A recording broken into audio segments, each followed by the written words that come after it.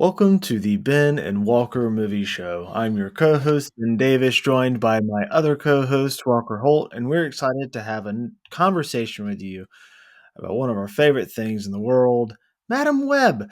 If this is your first time being here with us, welcome. We're so glad to have you. And while you're here, be sure to smash that subscribe button so you can stay up to date with all the latest content that we have for you guys. And if you enjoy your time with us today, be sure to give us a like, share us around, and of course, comment down below with your thoughts on today's show. I can't tell you how much those comments really help us out. Not only does it help us out within the algorithm, but it also helps us out to let us know what we can improve on, how good we're doing, all that stuff, or how bad we're doing.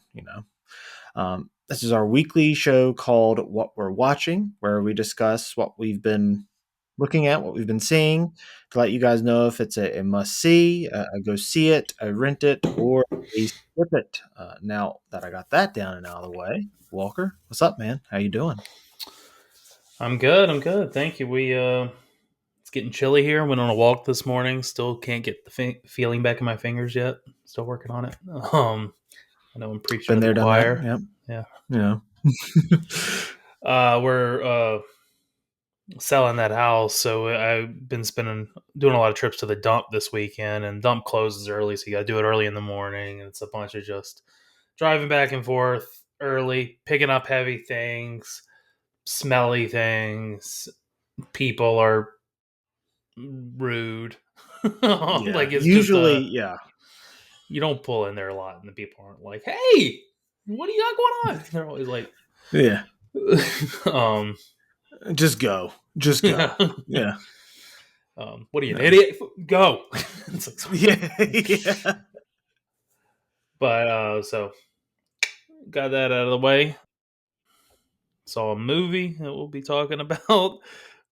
You don't say. About it, man. It's been so slow lately. I mean, I've been using this opportunity of slow movie season to try to catch up on my life a little bit before March comes. And I know March typically we start getting the good stuff. Yeah, March 1st actually is when we start getting the good stuff. I'm pretty excited about that. Yeah. Yeah, How you doing? that's good though, man. I'm doing pretty well. This week was my birthday. I turned a big 3-0. Happy birthday! I'm sorry, I should have Thank led with you, that. thank you. Started on off. No, no, no, you're good, dude. It's been a couple days ago now. Yeah, I turned 30, which is crazy. I'm 30 years old. Oh, I don't feel 30, but in some instances I do. Like my body, I can tell. Once I hit like 26, I started to notice like I wouldn't recover as fast or as fast from workouts. Little injuries started to I started getting little injuries. I went injury free pretty much my entire uh, lifting career to I started to get little injuries here and there and having to really adjust the way that I train, which has been incredibly helpful. But as you get older, your training has to change up a little bit, especially if you've been lifting consistently like I have since I've been 16. But yeah, birthday was great, man. Had a good time. Got me some new lifting shoes. I'm excited to wear those when I get back in the gym. It was a really good day. Zoe and Carly spoiled me. So good day. Yeah, Good week, too. Good week. yeah. Good week. But what's some things before we get into the movie that we're going to discuss today? Is there anything you want to discuss off the top? Any movie news, trailers, anything that sticks out? Yeah, I mean, I think we gotta talk about the thing in the room, the casting of the Fantastic Four being announced. Yeah, man. Pretty exciting news. I mean, I'm sure there's feelings on both sides of the coin here, You're but not going to Pedro torch Pascal. this casting, are you? I'm not. I'm into it. I think it's great. I mean, Pedro Yeah, Pascal. I yeah. mean, I know fan casting has been John Krasinski for a long time, and I know there's a bunch of other little things out there. I know we got a little tease, which I think was great. I think I like that they gave us that little tease in what was it, Doctor Strange? Yeah, yeah, yeah. It was kind of like a one-off where we got to see John Krasinski as or John Krasinski as Reed Richards, which I enjoyed. I enjoyed seeing him as Reed Richards, but I also enjoyed what they did with that scene. I thought was hilarious No. and I did darkly too. I think it funny. was good. Yeah, I mean, I think Um, it was a cool scene. I know not everyone loves it, but I liked it. I think it upset a lot of people. Yeah, but Pedro Pascal is obviously one of the. I mean, he's just huge right now, and I Yeah, mean, maybe he's not right. I mean, I don't think I'm in a position that I can be like, yeah, but he's not Reed Richards. I'm not that guy. It's hard for look, me to like make that he call. is he's a fantastic actor. He's very versatile too. He's somebody who can, be what was it, the Viper in Game of Thrones, and Yeah, then be the Mandalorian, and then be Joel, or be these are big ranges too of dark and gritty yeah, to dark gritty, a showman and arrogant to mhm. a stoic and heroic, and then And then all the also way to really like goofy. goofy and fun, and Goofy that really and works for Marvel. Wonder Woman 1984, goofy. He Mhm. was also very goofy in best part of Wonder Woman 1984, by the way, but Yeah, also definitely. that yeah, also very goofy in The Unbearable Weight of Massive Talent, which I thought was awesome. I really Yeah, really liked that movie quite a bit. And Reed Richards is a character that has many layers to him. Yes, he's a hero, but he's also arrogant and also dangerously arrogant, bordering villain at times. Pedro Pascal can bring all those layers to a character like Reed Richards. He could also appear as someone who's the smartest person in the room, and that's what you want with a character like Reed Richards. I think is it the choice that I would have personally done? No, I probably would have either stuck with Krasinski or I would have gone Adam Driver. But it's Pedro Pascal. He's a really great actor. I'm happy with this choice. And he's also they're catching him at a moment where is he a box office draw? I don't know, but is he a big name? He's a big name. He is a big name and he is, you know, catching on in a way where he feels like it feels like he's in everything and this could be the role that puts him over the top. And I could easily see him being like a Robert Downey Jr. esque figure to the MCU, easily. yeah. We got Vanessa Kirby, who feels like she's just crushing everything she does. I mean, like Josephine wasn't necessarily my favorite part of Napoleon, but she was good in it. I mean, I think She her was really good in it. performance was Yeah, good. Napoleon was my the movie wasn't my favorite either, but I mean, I think it's pretty undoubtable that it was a good performance from her in it. I yeah. mean, I love her in Mission Impossible. I watched The Crown, and she played young Princess Margaret, and I mean that was I think where I was introduced to her because she was in the early seasons of that when they were young, but she's great in it. It just seems like she's really carving out a career for herself to be a. I mean, she's already a huge name, but you know what I mean, like to be an all And time. she's an Oscar nominated actress. Like she's a really really good actress. Yeah, I like this casting. She looks like comic accurate Sue Storm, Yeah. and it's funny that her name is Vanessa Kirby, and it was just Jack Kirby, I believe, that came up with the Fantastic Four. Huh. So that's That's pretty cool. cool. That's cool. Yeah. Moss Bachrach. I mean, you haven't seen The Bear, have you? I've seen like one episode. I think it was the first episode. I haven't He's really very seen good in it. him. Yeah, that's what I hear. I I haven't seen him in much. The only thing I've seen him in was the No Hard Feelings role that he had this summer. Yeah, and that was small, and he Mhm. was a yeah, but Yeah, he's he also was in funny. Andor. Oh yeah, he He's is in an Andor. Yeah, and he plays this like backstab, like Two Face type of, or not, like he's got an ulterior motive, and he turns on him. Yeah. He's a good actor. I mean, he can really he is a big range too of funny, goofy, dim-witted, but also he can be deeper than that, and quick witted and have great dialogue and work with a snappy script as well. I I could mean, he's see a good him actor. playing off. I could see him playing off Pedro Pascal pretty well. Yeah, he's great I against can the see that. straight man too. I mean, he's great against someone as being the wilder of the pair. Yeah, So I mean, I'm excited for what he can do. I mean, he because they're the bear. I mean, there's some episodes that he can come off a little like. I mean, he's an obnoxious character. I mean, that's the point of it.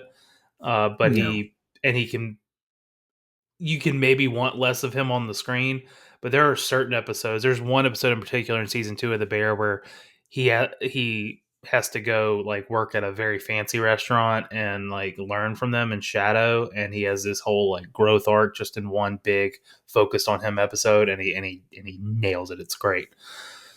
yeah. Didn't he just win the Emmy? He did Yeah, for best supporting because The Bear cleaned up. He did win it. yeah, yeah. I do So not think he won the Golden Globe though. I think he won so the they're Emmy, which getting obviously is they're the getting more. a lot of talent. Well, the Emmy's bigger than the Golden I know, Globe, I know. I just remember but him not winning and thinking he would have. that's great to get someone who's coming off an award like that. Again, Pedro Pascal, getting him where he's doing a lot of projects where he's getting a lot of love. Vanessa Kirby, all these people are not up and coming. They're already here, but they're hitting them at that perfect time.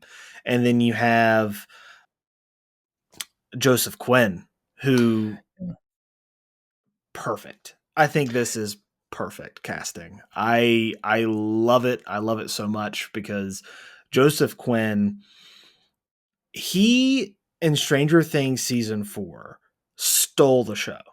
He's the best part about it. Of a great season. I think that season's great, Yeah. and I think he is the best part about it. And he's the kind of character too. Like he's fighting against odds with me because he's the type of character that gets introduced, and I'm like, I've already had enough of this guy. You know, like I'm not super into this character, and then he just wins me over, and I love it. Well, I tell you, the scene that he won me over was the lunch table scene in Stranger Things season 4 when he is introduced is like, okay, this character could become obnoxious, but it's when you see him with Christy or is it Chrissy? I think it's Chrissy at the park bench. He just won me over instantly because it's No, like, okay, there's actually more to this character, and he brings different levels throughout that season to that character to make him so lovable and endearing, and really again stole the show in season 4 of Stranger Things. And watching him as a performer, not only does he look like, but he reminded me a lot of Robert Downey Jr. hmm. when he was Yep. younger. And getting someone that I'm comparing to Robert Downey Jr. in the Fantastic Four as Johnny Storm, yeah, I'm on board with that, man. I Well, I like was it. gonna say it works well for Johnny Storm too, just because Mhm. like as Eddie, I mean, he has this hard facade, this act that he kind of puts on out into the world, but like he has like many more levels like internally of like real self-awareness that he deals with all the time in that character. I think that could translate into a deeper performance. But really, I'm just excited about the four of these people as a whole because like they're all obviously very talented people. I mean, Mhm. I'm not. I mean, maybe it's not exactly like fan casting how everyone would have picked, but it's undeniable. There's a ton of talent here, and people who are white hot, and I think it's only gonna make each other better. And I just love that that they're taking it seriously because Fantastic Four is just going to be a big deal. I mean, what they do with like Fantastic Four and X Men, that is just going to shape like whether or not this train is how many people are on this train going forward. So here's what I'll say, and this is a much larger discussion. So there's like two things I want to talk about with this, and I'll bring this up first. Marvel is in a weird spot right now. 2023 was a mixed bag year for them. Ant-Man and the Wasp, or not Ant Man and the Wasp, but Ant Man Quantumania. Not a good movie. Did not do well financially or as well as they wanted it to. Um, it was a big miss. But then you had Guardians of the Galaxy Volume 3 that came out. It was almost a $900 million movie. I think it's the highest grossing Guardians movie. It was beloved by critics and by fans. You then had Secret Invasion, big miss. You then had Loki. Pretty much everyone loved season 2 of Loki. And then you had The Marvels, which was, I know there's a lot of people that love that movie, but generally speaking, not a very well received movie, and it did not do well at the box office. So 2023 was a mixed year for them.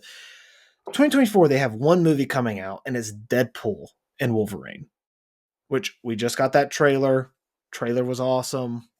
Loved it. Saw it at the Super Bowl. It was really funny. It seems like everyone is really pumped for this. I think it's the most watched trailer ever in the first like 24 hours or something like that. I don't know exactly what the statistic is on that. I know that that is something that's always ever changing, but people are really excited about that. But I think that is already its own thing. People are just excited about that.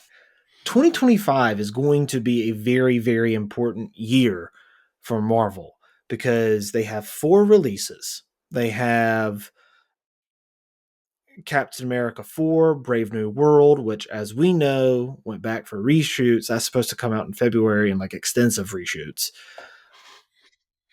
You have in May Thunderbolts, which has been going through all sorts of issues. Then you have Fantastic Four, and then you have Blade. They need to, if Deadpool and Wolverine is as good as it looks, they're going to need to keep up that momentum by the time 2025 rolls around. They're going to have to hit it out of the park with Brave New World. They're going to have to hit it out of the park with Thunderbolts. Because if those 2 movies do well and are received well, then it's only going to help out Fantastic Four. That brings me to my next point. This movie comes out 2 weeks after Superman Legacy comes out, Hmm. which is really interesting. I know, like that's one of the things I'm most excited for is to see the game of one-upsmanship that Marvel and or rather Disney and Warner Brothers are going to do in an Yeah. attempt to like prop one up against each other, like and outdo the other.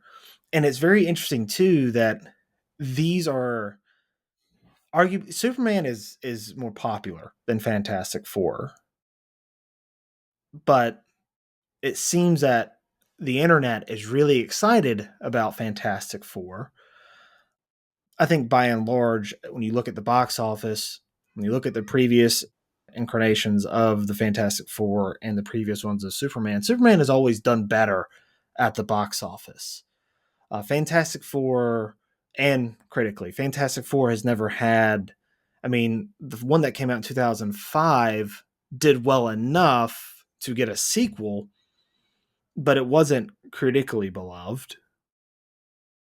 And none of them have been critically beloved. And Fantastic Four, as a group of characters, I think that comic was canceled back in I think 2014, 2015. I think they are bigger amongst nerds than the general public. Even amongst the nerds, the comic got canceled. So I'm interested to see, and with Superman Legacy, like that's DC's first into this like new DCU. James Gunn's DCU. This is the first movie. Which one will do better? Which one will be better received? I don't know. What do you think, Walker? I know that's But a loaded, that's a lot that I've just thrown out there, but yeah, my I mean, just on that question, my guess is Superman. My guess is Superman will be better received, more money, and probably be the better movie. That's just a guess, just because of how exciting and fresh it's going to be in the new DCU, and how much I trust in James Gunn. Now, Fantastic Four, and that it's Superman. yeah, Fantastic Four. I'm not familiar with them really at all outside of the movies. Now, I think there may be a small. I mean, I think one thing that may help it a little bit. Not, I mean, it's going against Superman, which is Superman. But I think the 30 somethings, the me's of the world that are that are more casual fans, that more casual than I am, not like I'm going to be updated on everything MCU, but just I think they probably remember Fantastic Four when it came out when we were 14, 15 years old, and probably remember it somewhat fondly, even if it wasn't that, just because it came out at an age that you're like, Jessica Alba was in it, and everyone's like, oh, I love her. Like, and it's just kind of like, oh Yeah. yeah, Fantastic Four. Yeah, I remember when they're doing another one of it. Like, I think maybe the Miles Teller one got kind of, honestly, I think Miles Teller one went completely under my radar for a while when it came out.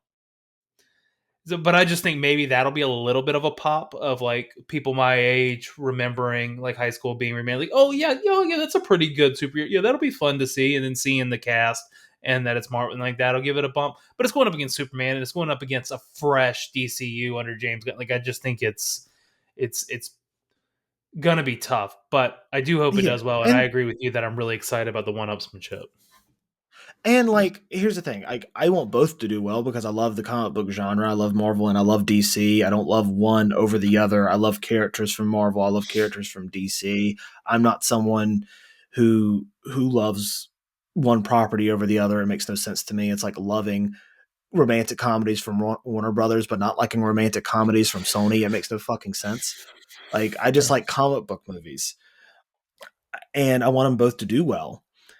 I do think, and they're 2 weeks apart too. That should be something of note. But What month? with July, Okay.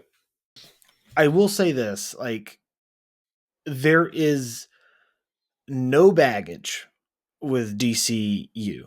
It's starting fresh. It is new. There's no connections. There's no, well, I have to watch this, this, and this before.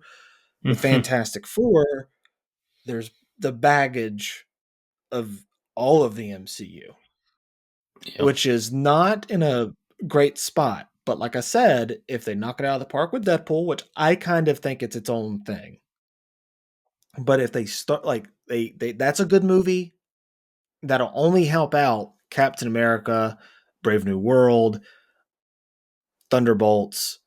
If they can knock those two movies out of the park, and maybe they can drug up some momentum to kind of help out Fantastic Four, bring back the Marvel of old, that consistency, that quality that MCU had. I will say this, like, the director of Fantastic Four is the same person that did a lot of, or I think all of WandaVision, if I'm not mistaken. Hmm. I am It's not a also fan of based in the WandaVision. 60s, or we think it is, based Yeah, on the it's based in artwork. the 60s. Yeah, yeah, it looks like it's going to be. I am not a fan of WandaVision. I know Yeah. that that is not popular, but I am not a fan of that show. I think it's a mess. I think it's a mess of a show. So I, based off the director, even though there are some great moments in WandaVision, if he can like hone in on those great moments and like make that into a movie, then that'll help it out. But if it's a mixed bag again, that concerns me. I have more faith in James Gunn, who's never made a bad movie, never Yep. directed a bad movie, rather. But guys, let us know, what are your thoughts on the casting. Do you think it's interesting that Superman is coming out 2 weeks before Fantastic Four? How do you think those films will do? Do you think it'll be a game of one-upsmanship when it comes to marketing? Do you think one of the movies will move? Let us know in the comment section down below.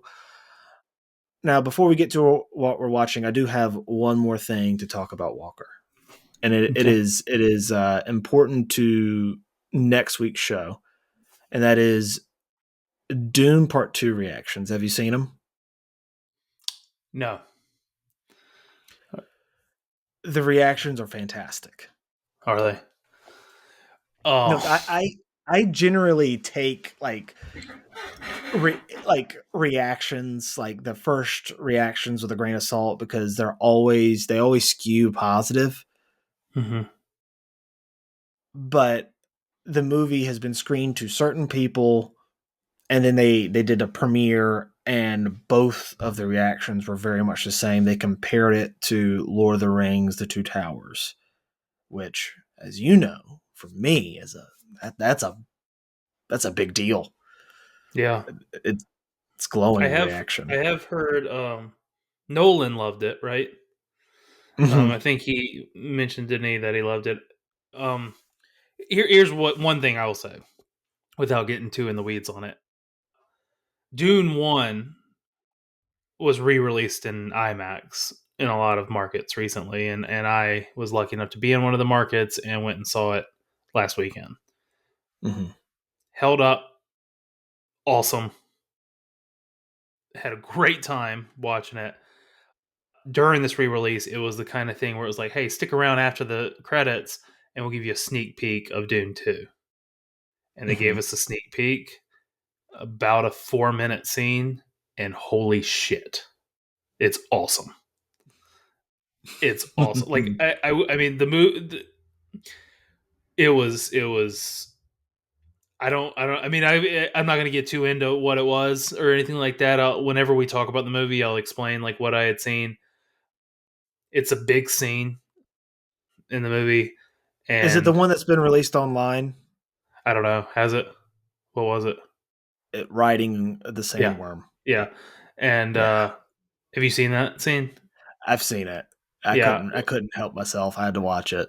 I saw it, and watching it in IMAX was I bet that it was. was very cool. And there was energy. Like for some reason, I mean, I guess not for some reason. I was pleased with how crowded it was on a Saturday night for Dune 1 re-release. I was pretty happy with that. I just got my Dune 2 tickets, and the that theater's pretty packed already. Nice. No, I have to ask. So, like, I have my tickets as well to go see it. I'm seeing it the Friday night. Mm. Is there a particular place you like to sit in the theater? I my answer is kind of lame, but I see a lot of movies, and you got to squeeze them in when you can. So I end up at a lot of noon showings, a lot of 11:30 a.m. showings, a lot of 4:30 like not prime time. I mean, I'm not it's not as common unless it's a big release. It's rare that I'm going to Friday night, Saturday night showings, with like my friends and Yeah. stuff like that. Like it's more of like, I mean, we just have lives, but we have either the desire or maybe the responsibility to stay up to date and like it. So I typically have my pick of the litter when I see movies because they're just not that full when I go to the theater. I also like that. I will say my number one priority when seeing a movie. I mean, I don't like up close. When I was a kid, I was a front row guy. My parents hated it.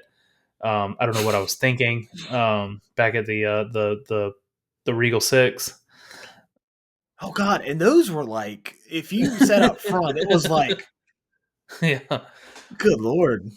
I will say Dune 1, the first time I saw Dune 1 in IMAX, it was front row. And I've sat in the front row. Front row is not that big of a deal in the theater to me. Not front row. I mean, we have like stadium seating and then like Yeah, kind yeah, of a yeah, yeah. landing and then some rows in front. I don't know who those rows in front are for. That's insane.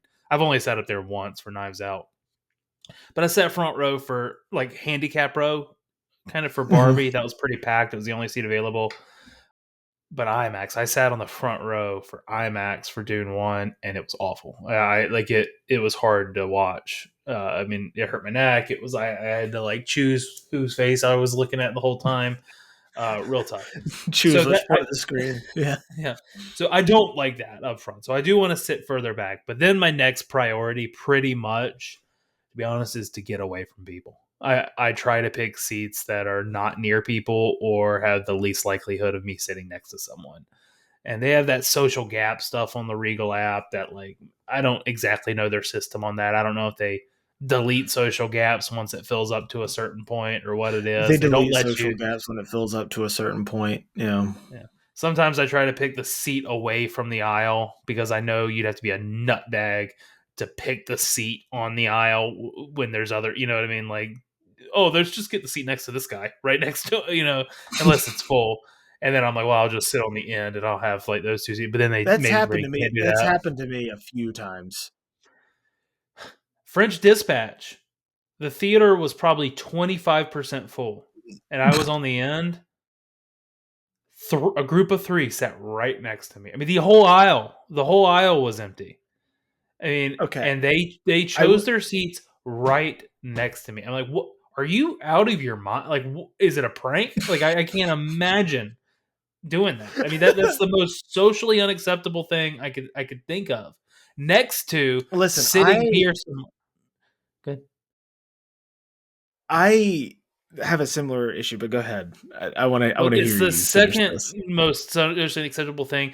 Then serving hot dogs in the theater. Why is that a theater food? They smell terrible. And anytime someone walks in with this giant sausage in a bun, anywhere within 3 rows of you, like you sit down, you're like, I mean, it's lovely to have popcorn in there. When everyone's like, man, it smells like buttery popcorn. I walk in the theater, I love that smell. It makes me want some. I do not sit down in the theater and see someone chowing down on a big dog and it smells like someone got beef jerky on a road trip. It's like, dude, how is that? How is that even legal? I don't know how they. I mean, there's so many foods you could have picked before this giant sausage dog. It's so gross, man. And Listen, if someone's when I next to go you see a doing it, I movie with can't you at imagine. some point, when I go see a movie with you at some point, I'm going to get a hot dog just for that reason. It stinks. It's like, dude, terrible pick. Get some Starburst and some popcorn, man. And I if you don't I want don't something hot, get. I don't do food like that at a movie theater. That's I nah, don't either. I mean, not for typically me. the food's not good, but I also I don't know if I've ever been to a theater with like acceptable food. Really, like I mean, the Regal's pretty below par, and There's since COVID, it's been very below par. Alamo Draft House is pretty good. Alamo I've never Draft been there. House is pretty good.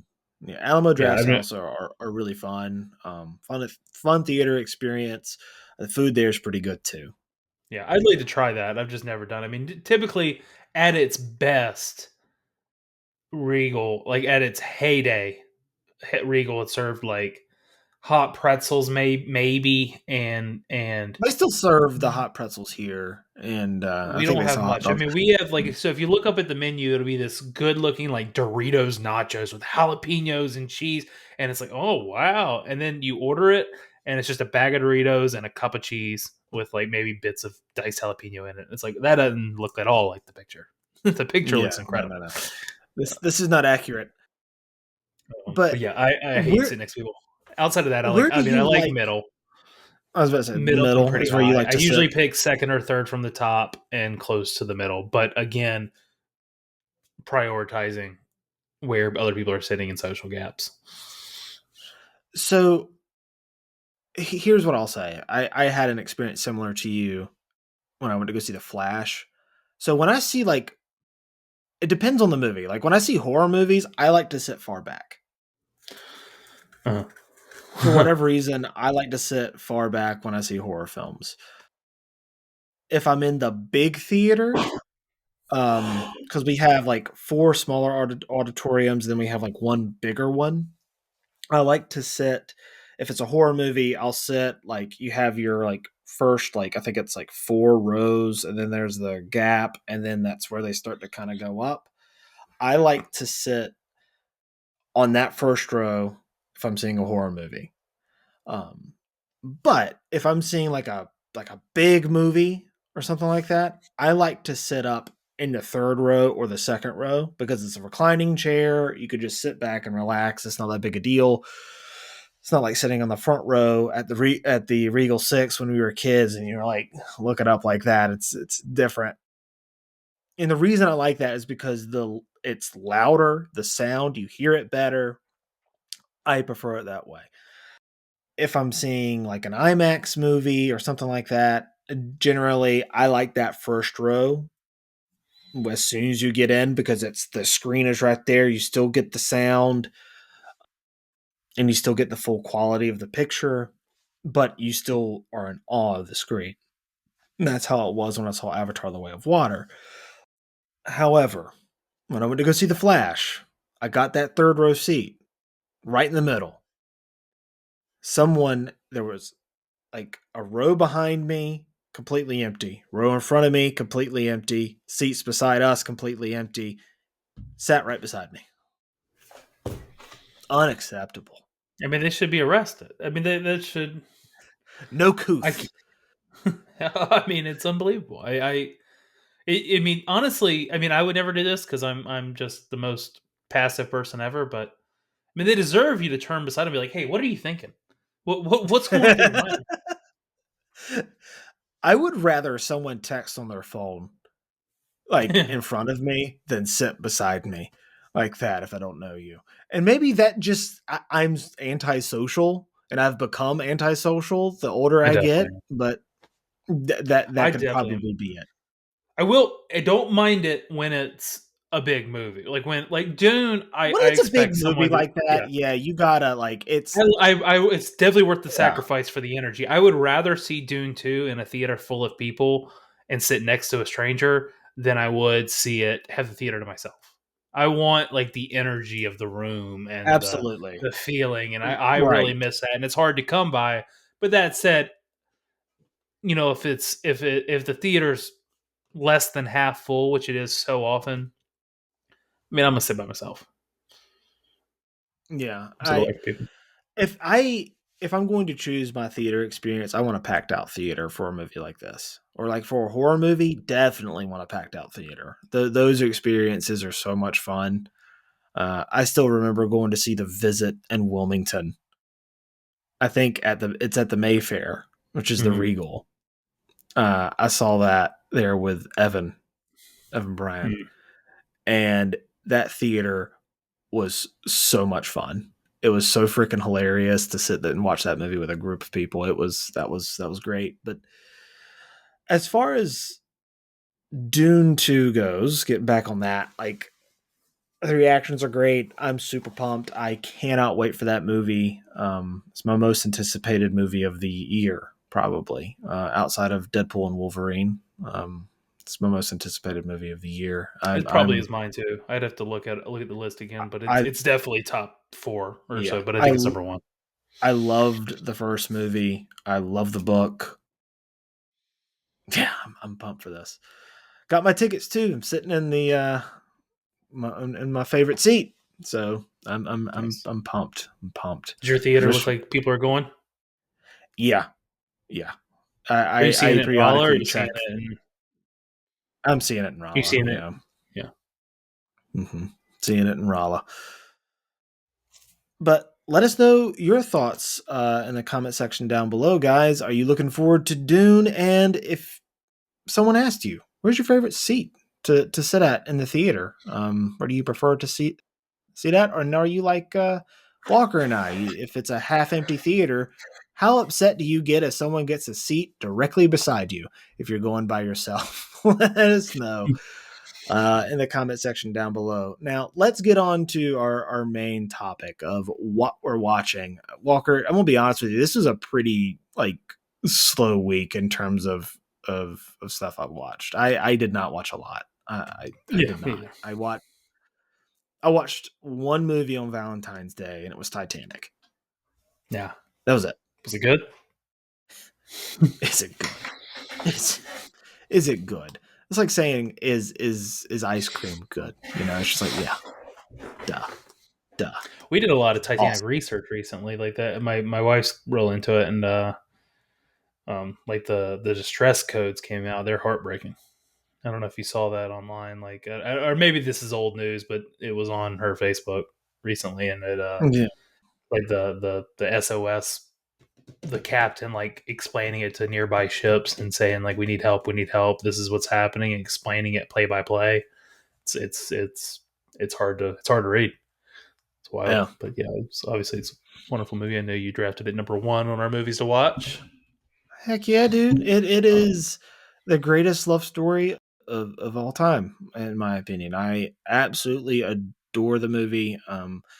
It is a mix of being the older I get, just continuously every time I watch it, continuously being blown away by James Cameron, the filmmaker, and everything that he was able to accomplish with this film, and also a mix of nostalgia because this movie came out in 97. I saw this movie. I remember going to the store to pick it up. My parents had to like pre-order it or whatever.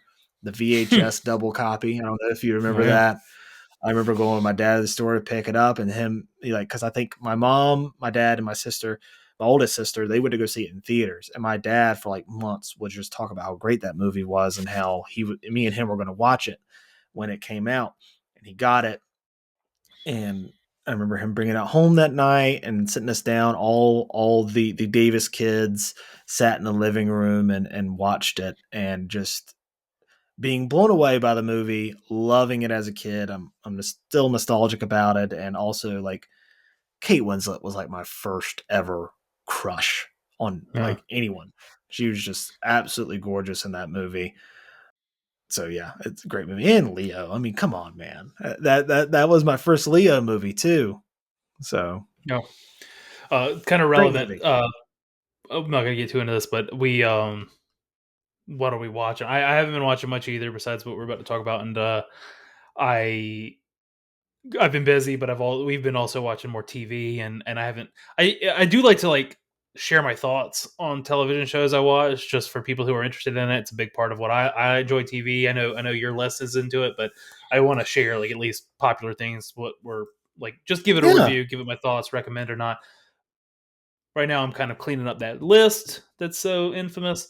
And Jess and I are watching Entourage. I've never seen it. She had only seen a little bit of it. It's an older show back in early 2000s.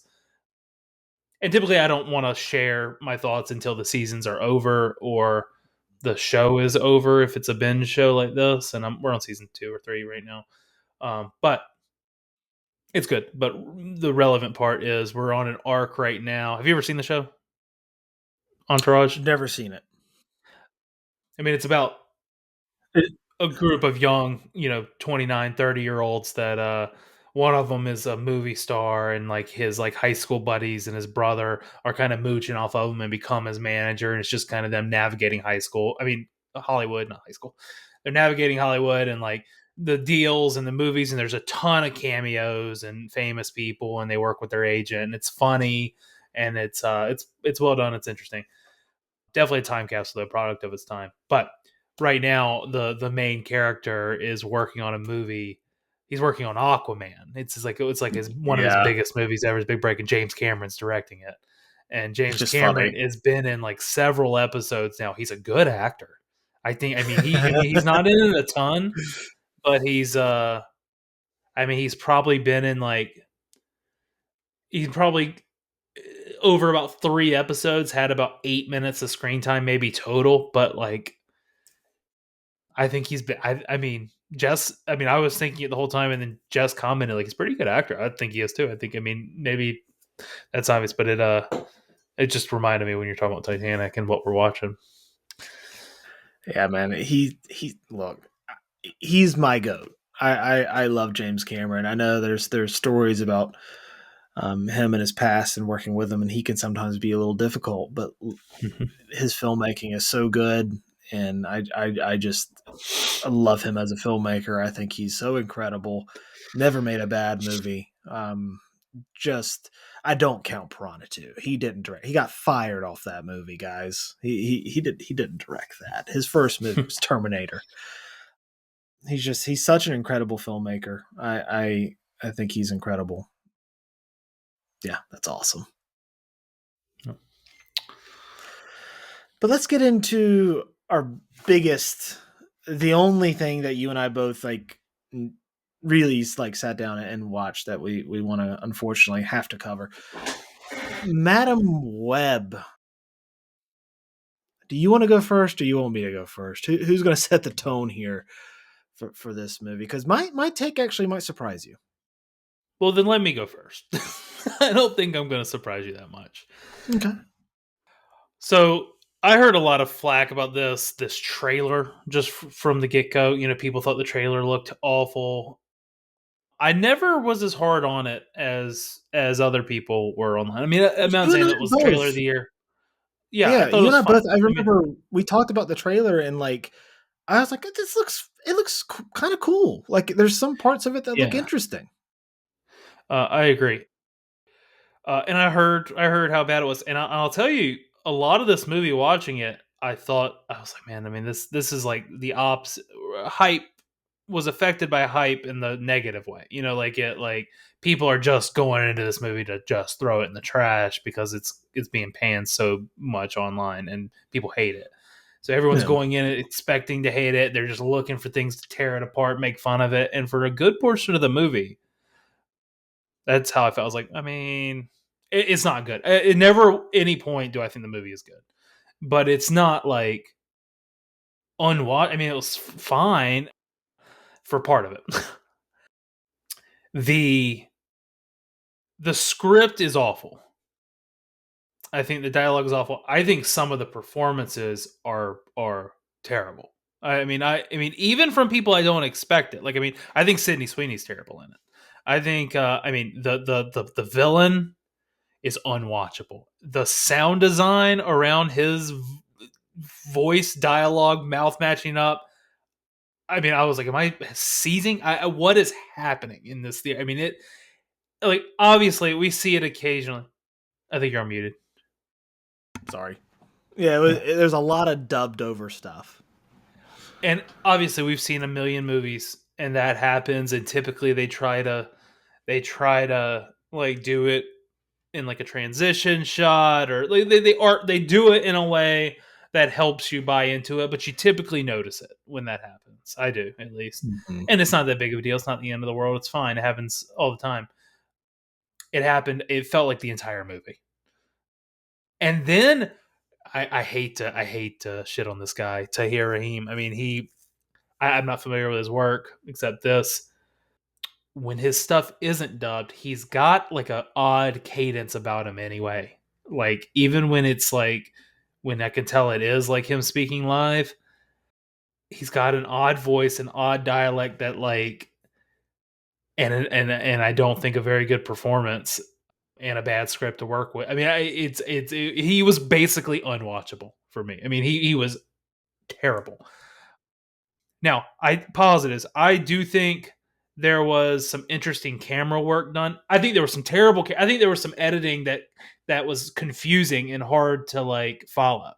I think it was pieced together in this way that was like jerk you back and forth, and maybe that was intentional, and maybe it was intentional to be confusing because it was happening to her and she was kind of like learning her experience, and you were supposed to be kind of in a front row seat with her.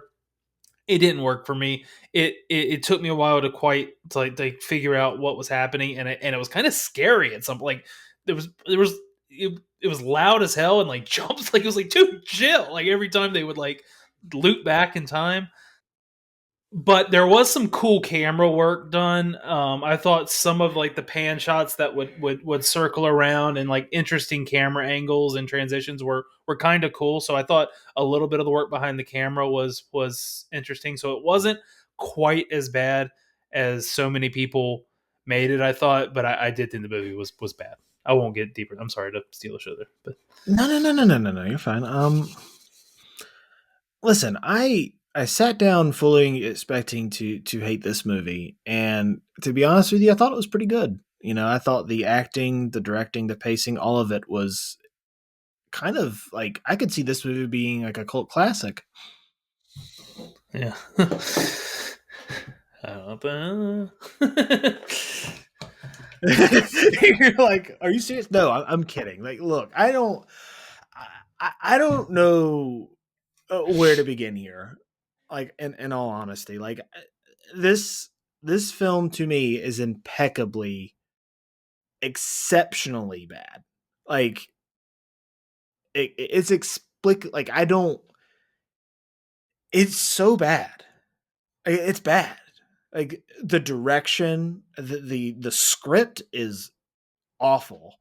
The acting is bad, and the acting, like I know a lot of these actors are good. So that's what tells you the script and the direction just weren't up to snuff because these actors are good actors. A lot of them are. It's just the material. There's no way to elevate dog shit. And that's essentially what this is. Like outside of Adam Scott, who's actually pretty solid. And And he's barely great. in it. He is good. I wrote it in my letterbox review. I was like, and there are so many bad performances and not nearly enough of the good stuff, which is barely in there. I mean, Adam Scott's barely in the movie, and Yeah. he's definitely the best part of it. The editing of this movie is insane. Like I don't understand some of the cuts. I don't understand some of the stuff that goes on. Like there's this one scene where that we see it in the trailer where she goes to the diner. They explain in the movie that that's like a couple miles down the road when she can hear the music playing and then walks there just through the woods like very quickly to get to this diner where the three girls are. Like how is that? The pacing of this movie is also like dreadful. This movie is like hour 56. It felt like a 2.5 hour movie, and maybe that's because I just was sitting there not enjoying myself whatsoever. But like it was just so unenjoyable. And it's not like, look, Morbius, you know, I do not think that movie's good, but I also don't think that movie's awful. There's some entertainment to be had there, and especially the memes and stuff. It makes it a little bit more of a fun watch. It has this like '90s like comic book movie kind of feel to it, but this is different. This like is incredibly dull, boring, and lifeless. Like there is some line delivery in this that is some of the worst line delivery I've heard in a comic book movie like ever.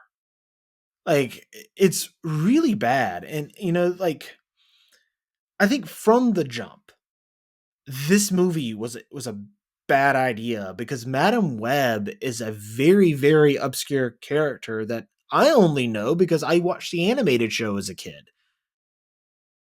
Like Hmm. that's the only reason I know that character. She is a character that's confined to a wheelchair and is blind and can see all the, spider people. That's pretty much her character in a nutshell. There's not really a lot there for a movie. Like, look, I, Sony needs to take a serious look in the mirror after this movie. Whatever they're doing with the Spider-Man property outside of the MCU and the animation, which they've only ever done two animated Spider-Man films. They're both really good.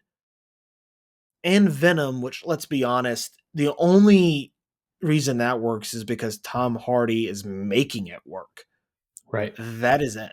And it's also like he's an incredibly popular character. Like Venom, I understand doing outside of Spider-Man. It's essentially like doing a Joker movie outside of Batman. Like you can make it work because that character is insanely popular. And it's even a little bit of a stretch to do Venom without the Spider-Man origin because those characters are so connected. I mean, you can still make it work. They have the Agent Venom comic run or the Lethal Protector comic run. You can make it work because that character by himself is very popular. But characters like Morbius, not very popular Spider-Man villain. Madam Web, again, not a very popular character, and Craven, who is a Oh yeah. popular Right. Spider-Man character, but like that is someone who you could do Craven's Big Hunt or Last Hunt, whatever that comic is called, which is really, really good. You could do that with Spider-Man. Doing his own standalone movie, it makes no sense. It's like, what's their approach here? What is their approach? Obviously, for this film, it's a giant skip it, and I'm not someone who takes joy and poo pooing on a movie because movies are incredibly hard to do. They're very, very hard to make. It is a miracle when any movie is good because there are so many moving parts that have to work together in order to make a good movie. So I'm not someone who I've never made a movie, but I understand what goes into making one, and it is incredibly difficult to make anything good. But I have to be honest, this is like a giant scale. This is bad. And like Sony really needs to reevaluate what they are doing because you are hurting your biggest IP in an attempt to make money, but it's not like you're making money off these. Like the only one stuff you've made money off of is Venom 1 and 2. You didn't make anything off Morbius and you re-released it because you got bullied into into re-releasing the movie based off a meme campaign. It bombed twice. And this movie's not going to do good. Craven went back for a year worth of reshoots, like, and that trailer didn't generate a lot of buzz, a lot of positivity. So, like, I don't know, man. This is Yeah, bad. yeah, and another thing, technically speaking, or the movie's so bad, like it's hard to even. I spent a few minutes around the diner scene trying to like think about all these holes in the plot and things that don't make a lot of She sense. randomly And goes then to what is it? What's the country that she goes to? It's not South America, is it? yeah, this South America's the continent. It's in Peru. Okay, Peru. Yeah, she goes. She's a wanted fugitive Yeah, who kidnapped yeah, three people, and she yeah, yeah. So that too, that was part of it. But then, like honestly, the movie's so bad technically, even before you get into that, and like just line delivery and things like that. Like it was like I'm wasting my time picking that apart. Like that this movie doesn't deserve a critical angle like in terms of the story points. You know what I mean? Like it's not even there. Like it's hard to even like watch it. The movie when it starts with her mom and the villain. I mean I was like, there's no way the movie's this bad the whole way through. I mean, when they're in Peru and finding the thing, the spider. I mean, you saying worse line deliveries in comic book movies. I'm thinking worse line delivery. I mean, in soaps, porn. I mean, it's terrible. I mean, it was absolute trash. I mean, I was shocked, and then you know, and I don't you know I know mom's not in the movie a lot, but Ezekiel is, and and that just keeps on going on. I mean, when you take his script, his I would dialogue, say and then his dialogue delivery, and then his fucked up sound design and like dubbed it overness, is. and then his odd cadence and bad performance on top of it, it's like, dude, oh my god. It's really bad, and it's like 90%. It felt like because I've only seen the movie once, but it felt like 90% of his dialogue was retrofitted. Like it was dubbed over dialogue, and it's Yeah, like and it wasn't even very good dialogue. Like, it's like you no. didn't even. I mean, was his mic off the whole movie? Like, what happened? What? I mean, at first I thought it was dubbed. It was so bad for the first like 5 minutes. I was like, did they just get a guy who doesn't speak English and they're just dubbing him? Is that what like they just liked his look and they're just gonna dub over his like Spanish No, speaking for English? Like that's but it was so bad and so like off that it felt like I was watching. Because if you can, you know, Money Heist is a TV show we watch on Netflix, and based out of Spain, and it's in Spanish. And the first time we watched it dubbed, where it's just like fake English voices on top of them talking. It was more. I bought into it more than this guy, and it wasn't even the same language. well, the actor he's done stuff before, and he's been pretty good in it, right? Really, I'm gonna look up his name. it's a Tahir Rahim. I'm looking it up now. What he's been in? He's in Napoleon. Yeah, he was. I was about to say I remember seeing him in that, and he was pretty solid in that. I just think from Yeah, that's all from I know. what we've heard, this movie, and I think we might have talked about this. This movie was originally the script changed drastically. It was originally set in the 90s, which is why they have all the 90s music. and set in the 90s. They have all that 90s music, and then they went back and they're like, no, no, no, no, no. We don't want to do Andrew Garfield Spider Man. We want to do Tom Holland Spider Man. And so they moved it to 2003, which still doesn't even really fit the timeline. And But who even cares? Why do they need it to do that? Why do they need? First of all, I didn't even like watching the movie. Maybe that was the only subtle thing they did. I mean, it wasn't subtle, but like I was so lost in the sauce of how shit this movie was that I didn't even pick like I wasn't even like thinking like during the name game like, oh, Peter, like that's Peter. Like I wasn't even like I didn't even give a shit. I like it was so. And I mean, obviously, I had heard beforehand, like, oh, Adam Scott plays Ben. We think that's Uncle Ben. Okay, fine. Then they twist up the responsibility power thing. Roll my eyes. oh my God, The, yeah, that was the bad. ending of That this was movie too, with her floating there, it looks so damn dumb. Oh, well, also, her what the? I don't wearing even know what the. the Sorry. sunglasses that are giant, and she's how because she doesn't suffer a back injury. How does she end up paralyzed? I don't know. She falls into water. And Yeah, I granted, don't know. like I mean, I think if you fall in the water from a huge height, like that gets you. But like I don't. She didn't. Nothing like hit her neck. Nothing hit her back. I don't. And now we see like why she gets the firework hits across her eye, and that's how she gets blinded. But like, yeah, it's a mess of a movie. I think if I'm Marvel and I'm Sony after this movie, here's what I do. I finish up Venom. I let that be its own thing. Don't worry about it. Don't connect it to anything. I let Craven come out. Don't worry about it. Let it be its own thing. And I sit Marvel down. And I'm like, all right, listen. Clearly, our partnership is working for you guys. It ain't really working for us. Why don't you guys take Tom Holland? You take a certain select amount of villains. You work on that. We will do Andrew Garfield. Take a certain select amount of villains. We'll do this. It'll be an older Peter Parker, and you can bring in Miles Morales. You can have Andrew Garfield, older Spider-Man with Mary Jane, older, and then him mentoring Miles Morales. You have Tom Holland set in the MCU.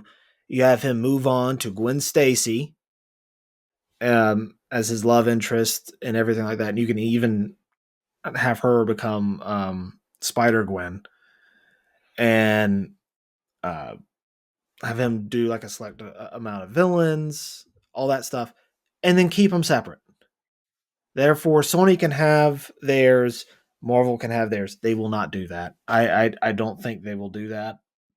But I feel like that would be the best option creatively. But doing what they're doing now with trying to create a cinematic universe with these villains, it's and trying to turn them into like anti-heroes again. Venom, you can do that with, but with all these other characters that they seem to be doing, it's not. It doesn't work. yeah, it's almost insulting. It's It almost like is. offensive. It's almost like offensive to watch. Like it's like, what are you doing? Why are you making me? And it's obviously my choice to go see this movie and stuff. But I mean, you just created a universe that like I don't know. It's just so annoying. It's like, can you try? Can you? I mean, I don't have trust. And I agree. Tom Hardy is what makes Venom work. I can sit down and be entertained for a while with Venom. I can be entertained watching the movie, but I don't think it's particularly good. But I do think it's entertaining, and I So have the fun first watching one it. I think is entertaining. I don't think it's bad. I think Eddie and Venom, the chemistry that Tom Hardy has with himself is wonderful. The second one I genuinely like have a blast with. Like I kind of love that movie. It's so weird and plays into everything that works in the first movie. But they're like you're saying, they're not like great. Like when I think of like Spider-Man great movies, I think of Spider-Man. Uh, I think of Spider-Man One. I think of Spider-Man Two. I think of the Amazing Spider-Man. Just straight up Sony. Of course, I think of the two animated films, and this isn't counting stuff that Sony has done with Marvel. I even shit. I enjoy Spider-Man 3. I used to not at all, but like I've grown and come around to like enjoying parts of it. I think some parts are messy, but I genuinely think it's a good movie. Same thing with Amazing Spider-Man 2, which is a frustrating movie, but the things that really work in that movie really, really work. This doesn't work, and neither does Morbius, and they seem to be like really set on doing these kinds of movies with these characters. And Madam Web is just, oh my god, it's egregiously bad for me anyway. I know, like, I'm sure there are people that like it, and if for those people that do like it, I more power to you. I'm happy for you. I don't mean to poo poo on your opinion. This is not me poo pooing on your opinion. This is just my opinion and Walker's opinion. But like, this movie's awful. Yeah, I mean, I don't ever want to watch it again, so I'm probably not going to revamp my thoughts on it anymore. I mean, coming out of the theater, I was definitely on to skip it, and my rating was around a 33. My rating would be Could have around a been, 23, like a yeah, 23. I not good. I mean, it's having an interesting moment of how bad it is on movie Twitter or movie Instagram right now, but uh, and we'll contribute our portion of it. But Sony's got to get their game together. I mean, obviously the Spider Verse stuff, I love it, but this stuff's just not working. Not working for me. No, not for me. It's not working for audiences either. I mean, it makes me dread watching Craven the Hunter. I mean, it's hard for me to separate it because it's like See, that's another thing. it Them doing what they did with this, creates a brand. yeah, it has. You have tainted the brand. Especially with IPs like this, they're precious. You gotta take care of them. You gotta. They are very lucrative, and they're very lucrative for you. Don't get lazy with it. Don't just Yeah. assume people are gonna Don't just come. assume the IP is going to make money. Just you gotta. Yeah, especially in today's world where people can stay at home and stream something that they've seen a bunch that they know is good. Movies are expensive to go to, especially if you're a family. This is a four quadrant film. You're going to be attracting families. So it is in your best interest to take care of these IPs and to elevate them and to continue to have good quality in what you put out and not just put out dog shit and assume that the audiences are going to lap it up because that ain't happening. So it's a shame because there's a lot of talented people involved in this film, and they are hurt because of the quality of it.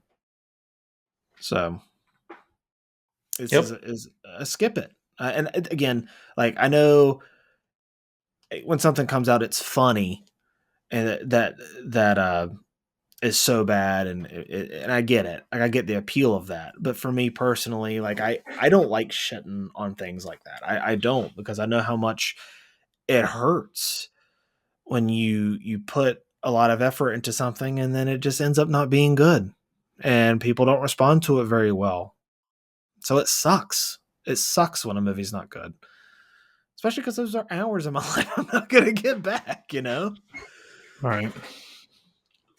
Yeah, I think that kind of wraps up our Madam Web talk. What's coming I out think next so. week? What is coming out next week? Well, what are we doing While you're next doing week? that, We're doing I'll is get my next week. charger. Okay. Next week we are I think talking. we're doing the deep dive next week. We are. Release schedule. And next week we're doing the deep dive, so we'll miss the Yeah, we'll catch opening up with movies it that are after coming out. then. We'll have to catch up on some stuff. I know Bob Still Marley. got We to didn't get a see chance to Bob see that. Marley. Yep, Yeah. Oh, Dune, the original is being re-released in theaters. that could be fun. I might check that out. Drive Away Dolls. That looks pretty interesting. Is that's the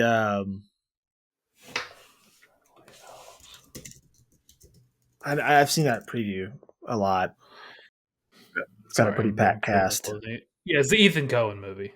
You know, That it's I don't know. It looks quirky. It looks good. there's the faith-based movie that's coming out with Ellen Richson and Hilary Swank as well, and those typically do very well at the box office.